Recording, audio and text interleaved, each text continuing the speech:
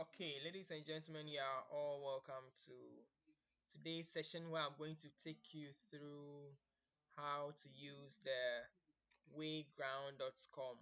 Wayground.com. Formerly, it used to be quizizz.com. Quizizz.com. But like you can see on their homepage, is now what? Wayground.com. So how do we benefit from the use of quizizz.com? Okay, so there is actually a website where you as a teacher you can use to give assessment. You can also use to deliver your lessons, and there are interactive videos where it keeps the students engaged throughout your lesson delivery. You also have these options as the passages. So whilst using it, you can navigate through these options and then know how each part is or each feature is used. Okay, now you have explore, you have library, you have reports. Okay, when you come to reports, this is after you have signed in. Okay, so personally I have signed in, and you can see from this particular part that my account is here. Okay, so with my email I can actually do whatever I want to do here. So if you as a teacher I want to use this one to assess your students, then you would have to sign in to get full access to some of the features. Not all though, but you can get access to all the features if you have a plan. There are some that you have to pay for, let's say per month or annually, or if you're a school and then you also want to use the site, you can pay for it by contacting the administrators, and then they'll give you the full access to the site. Now, I'll be looking at some of the benefits of using this individually and then as a school as we move on. Now, let's quickly move on to this option where you have the library. Now, the library gives you a summary of all the assessment that you have already given. So you can see from this portion, these are ones that I've already administered to my kids. Okay, you have the drafts, you have the archived. The archived, I have archived because some of the assessments have already been done some months and years ago, so I've archived them in order to have enough space here. You could see I only have access to 20 activities that I can do. Okay, so when the 20 activities has elapsed, then it will mean that I'll have to delete some of the activities or some of the assignments. Okay, so what happens is when you take some of them off, you can only archive them here, and then when you come to the archived ones, the ones that you have archived, you can what? Delete them finally. That's if you feel you don't need them again. Okay, so that's for this particular option, that's a library. Okay, but then let's say you would want to see all the assignment I've given to the students. Okay, currently there's one of them running here which I'm going to delete and start the whole procedure again. Okay, so let's say I click on this, sorry, so I can just say end here and then that's all. So I'm going to take you through how you can also create an assignment for an online assignment for your students, okay, or your learners, where they would also be able to uh, try their hands on. So by the time they get to school, they know their marks, they know which students actually was ranked first and which student was second in that order. Okay, and then you can decide to discuss the answers with them, or they can also have access to the correct answers after attempting the question. Okay, so let's quickly move on to the home page. Okay, so we've seen what's at explore, library, and then reports. Now these options you have trending activities. Okay, these are trending activities that have already been done, recorded. There are some about 290,000 activities for cell biology, states of matter 101.3K, and then you would also have the Newton's laws. So you have 6.6K activities. There are a whole lot of them. So there are some that are assessments, some so are lessons, others are interactive videos, and then you also have the passage, like I said earlier on. So let's quickly go to assessment because that's what I want to focus on. Okay, so let's say I have completed the teaching of states of matter, and then I want to give an assignment, an online assignment to my students. So I quickly click here, assessment, scroll down with the states of matter. Okay, so I look for the particular class that I thought. Okay, so I can come to states of matter. You can see seventh grade. Whilst you move on, there are some that are fourth grade, sixth grade, second grade, and so on and so forth. So let's say I taught states of matter in grade 7. Okay, so I click on grade 7 states of matter, and this is the page that I get. Okay, now when you click on this, you have access to the teacher that actually set the question, the class, and then how many students have actually played the test item. Okay, so now there are about 20 questions, which are some are multiple test questions. There are I think other students are fill in the blank. So with the fill in blank, then students have to be made aware that there are some questions that will demand that they type the answers. So if it's a word, you tell them that it consists of maybe 7 letters, like liquid, one, two, three, four, five. One, two, three, four, five, and six. Okay, we have six letters. Okay, so 6 letters for liquid. So when they are typing, they should have in mind that there's a question that is going to have 6 letters, and they would have to come out with that 6 letters. A full stop or a space bar will add up, or it will be considered as a letter. So they should also know what to type. So these are the questions. Now, you as a teacher, you can have access to why some of the answers are chosen. Okay, you could see view answer explanation. What is matter? Choose all that apply. So they pick an answer, and then there's a reason for the answer. It says if you can touch it or bump into it, it's matter. It takes up space. Okay, so what is matter? Everything occupies physical space, and that was the right answer that was chosen. Okay, so there are other more and more answers that more and more questions and then reasons for the answers that are also chosen, like what do all liquids have in common? They can be poured, and then you the teacher, you are wondering why are they picking this answer. The concept is here that all liquids take up the shape of their container and can flow due to the fluid nature. Then it gives you a step-by-step explanation. Okay, so you can benefit from them. Right, now let's move on. So let's say you've gone through all the questions, you realize that okay, all these 20 questions are good for my students, and so I can quickly assign them to it. So you have stats now that if you have students online and you want to test, so you can do this in the normal class if they all have tablets or if they all have laptops in front of them connected to the internet, then they start quickly.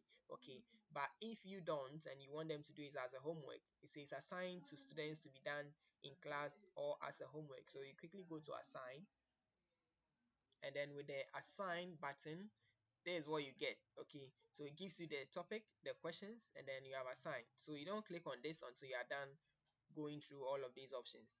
So let's quickly go through it.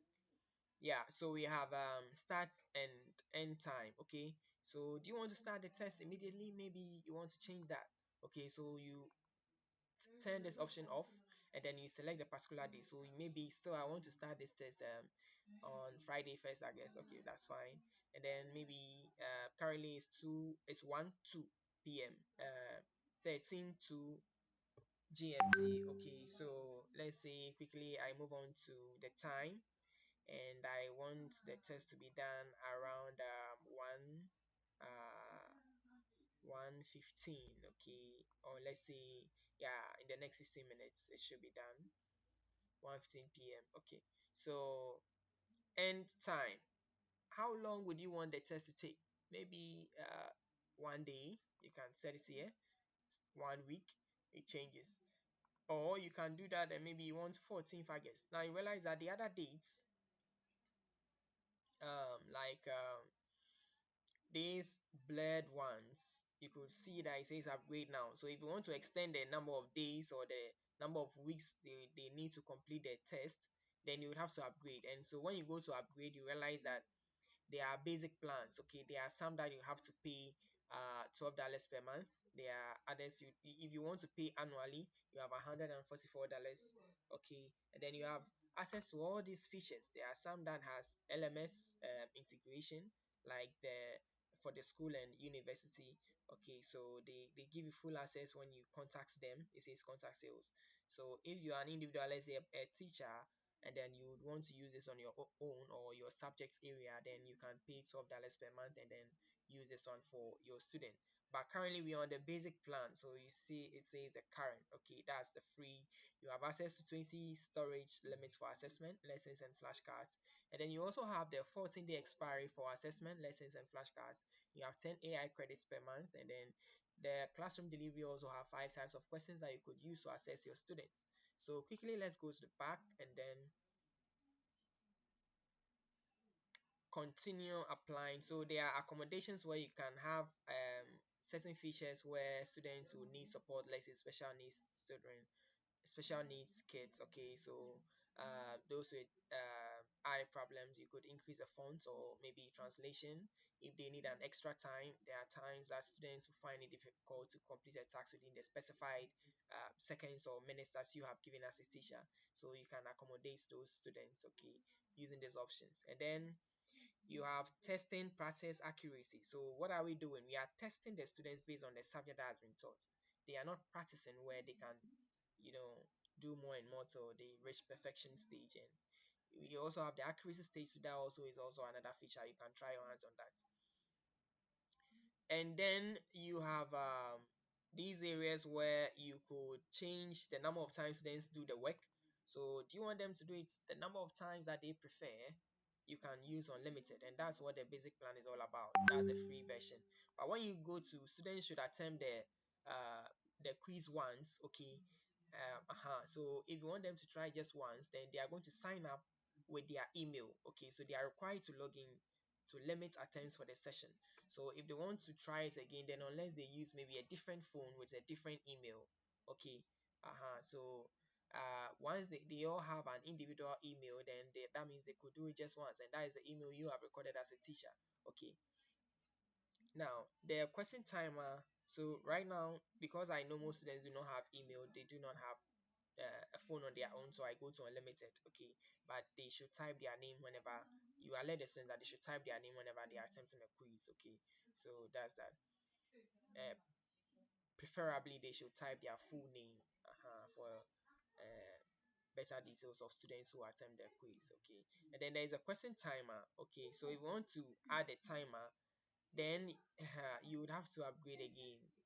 So once you see this option, like the thunder symbol, okay, then you should know that you have to upgrade or pay for a different version to enjoy this feature. Now let's move on. So the question timer is off. Shuffle questions, yes. Shuffle answers, yes. Because some students can call each other and say, oh, what was the number one question? What was the answer? Was it A? Was it the first answer? Was it the second? So I, the teacher, would like to turn this option on. Okay, so you have the shuffle questions, and then you also have the shuffle answer option. So it keeps changing. Okay, if you want to add another feature, you can just go to customize. Okay, so right after that, then you can go to assign. Now, when you go to assign, you're almost on your way to give the test to the kids. Now, you could see that it says what? Running. The test is running. Now, when you come down here, accuracy 0, completion rate 0, total students 0, then 20 students. Okay, I think there was something we didn't do. We're supposed to save the changes. Okay, so let me quickly go back.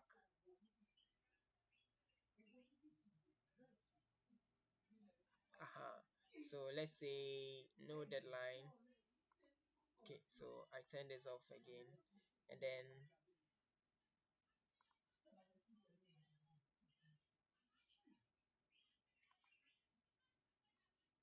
so let's say I want the quiz to be done here. The start time, maybe I set it for 2 p.m. Okay, and then the deadline, like I said, we end on 14th. Okay, if you go to no deadline, you have to upgrade, which we don't have that funds to do that yet. So we go to save and close. Okay, now when you are through with it, then you go on to assign.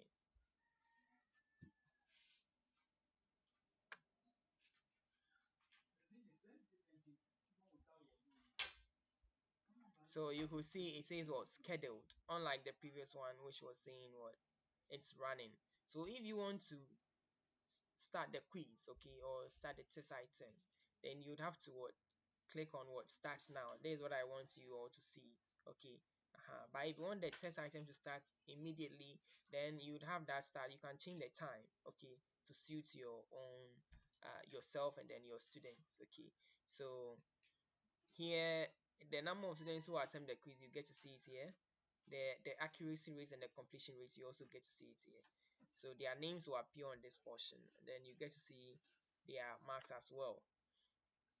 So you as a teacher, this is what you are going to give to the students. You tell them to use this website, okay, or you send a link like this. You can copy and then send a link to their platform if you want to, and then you can also copy this code and then write it on the board for the students. Okay, not most of the times what I tell my students is they should use quizizz.com/join.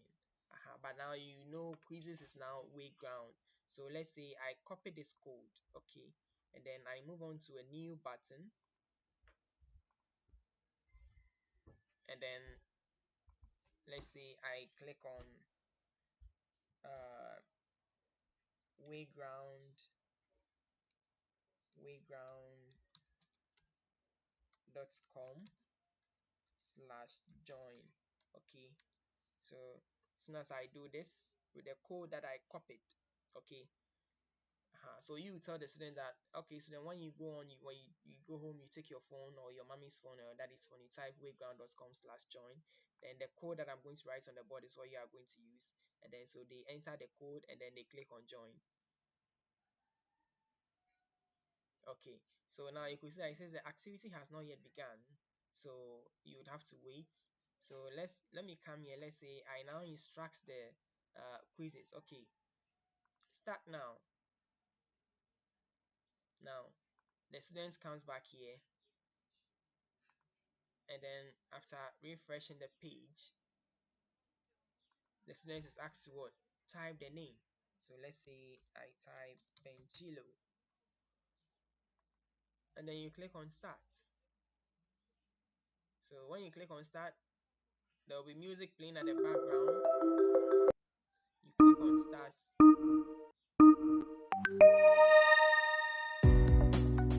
and then you have the game running. If you would want to turn the music off, yes, you can turn it off, and then you resume. So you have particles in dash, move quickly and are far apart. So what are you going to select? So let's say you choose gas.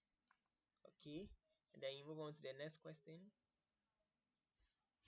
So it's on and on. So let's say a student start answering, and let's say you choose any question. Let's say you choose this answer here, which you know is wrong. Okay, and then the student give up. Now you, the teacher, you want to see which students have done the work. You just click on this button. Now you could see one students have done the work, and that's Benchilo. You click on this, and then you get to see one question attempted, one correct, one incorrect, and 18 unattempted questions. Okay, so that's that. So the other students who also try to, you also get to see their names here.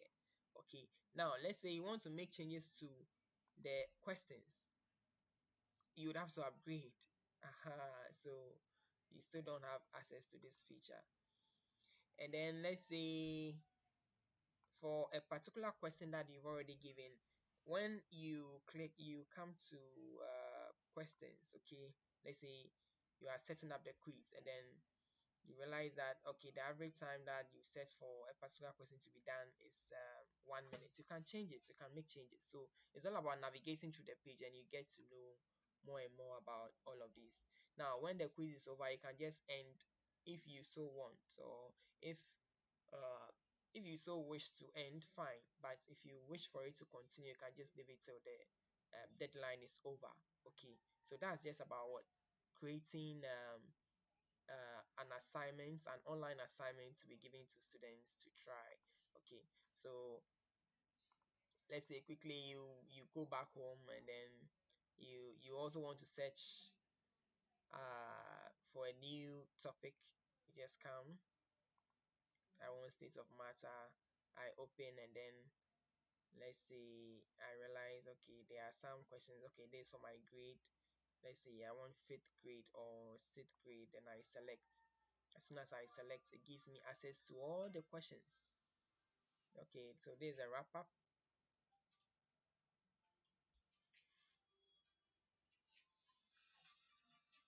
So these are the questions, and I scroll down, I check, I realize, okay, the questions are okay for my students, and then I move on to assign. Now, when I go to assign, I can what? Do the rest here, make changes as I want, then I go to assign. When I go to assign, I can what? Give the code to the student, then they start. Now, let's say I want to change the time for the question. This particular teacher who said the question says 30 seconds should be used for a particular question. You can see it here, 30 seconds and then 1 point. Okay, so let's say you want to change that. Okay, so you came to this option and say, okay, I would like to make changes. Instead of using 1 minute, why not change all to instead of using 30 seconds, why not change all to 1 minute? Okay, so after changing that to 1 minute and then the points, why not change it to 2 points? Then you come to what? Save. Okay, so when you click save, it makes changes to that particular question. Okay, so in our next video, so let's say I'm through with that, then I go on to assign.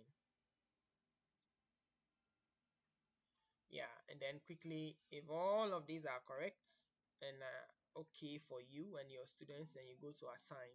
So in just about some few minutes, you can set an online assignment for your students swiftly.